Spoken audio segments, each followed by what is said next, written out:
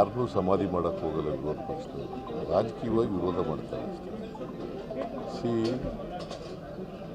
ಅವರು 10 ವರ್ಷ ಪ್ರಧಾನಮಂತ್ರಿಯಾಗಿದ್ದರು, 10 ವರ್ಷದಲ್ಲಿ ಬಡವರ ಪರವಾಗಿ ಏನೂ ಮಾಡಲಿಲ್ಲ ಅಂತಕ್ಕಂಥದ್ದು ಅವ್ರ ಮೇಲೆ ಆರೋಪ. ಜೊತೆಗೆ ಸುಳ್ಳಿನ ಸರ್ದಾರ ಅಂತಕ್ಕಂಥದ್ದು ಇನ್ನೊಂದು ಆರೋಪ. ಅವರು ಏನು ಜನಗಳಿಗೆ ಭರವಸೆ ಕೊಟ್ಟಿದ್ದರು, ಯಾವ ಭರವಸೆಗಳನ್ನು ಈಡೇರಿಸಲಿಲ್ಲ ಅಂತಕ್ಕಂಥದ್ದು. ರಾಜಕೀಯವಾಗಿ ಸೋಲಿಸಬೇಕು ಅವ್ರನ್ನ ಅನ್ನೋದು ಬಿಟ್ಟರೆ ಸಮಾಧಿ ಮಾಡಿಸ್ಬೇಕು ಅಂತ ಅನ್ನೋದು ಆ ಥರದ್ದು.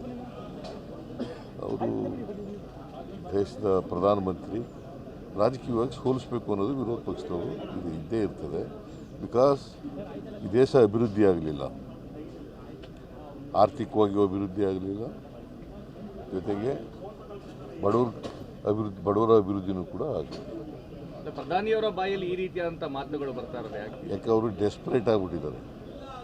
ಪ್ರಧಾನಮಂತ್ರಿ ಸೋಲ್ತೀವಿ ಅಂತಕ್ಕಂಥ ಭಯ, ಆ ಭಯದಿಂದ ಹತಾಶರಾಗಿ ಬಾಯಿ ಬಂದಾಗ ಏನೇನೋ 10 ವರ್ಷದಲ್ಲಿ ಮೊದಲ ಬಾರಿಗೆ ಈ ಥರ 10 ವರ್ಷದಲ್ಲಿ ಮೊದಲ ಬಾರಿಗೆ ಈ ರೀತಿ ಮಾತನಾಡ್ತಾ ಇದ್ದಾರೆ ಅಂತ ಅನ್ಸಲ್ವಾ?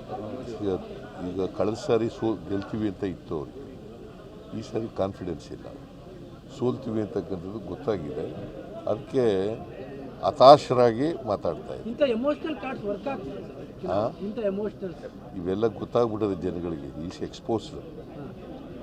ಜನಗಳಿಗೆ ಅವ್ರು ಸುಳ್ಳು ಹೇಳ್ತಾ ಇದ್ದಾರೆ, ಎಮೋಷ್ನಲ್ಲಾಗಿ ಮಾತಾಡ್ತಾರೆ, ಎಮೋಷ್ನಲ್ಲಾಗಿ ಎಕ್ಸ್ಪ್ಲಾಯ್ಟ್ ಮಾಡ್ಕೊಳ್ಳೋಕ್ಕೆ ಪ್ರಯತ್ನ ಮಾಡ್ತಾರೆ ಅನ್ನೋದು ಗೊತ್ತಾಗಿದೆ.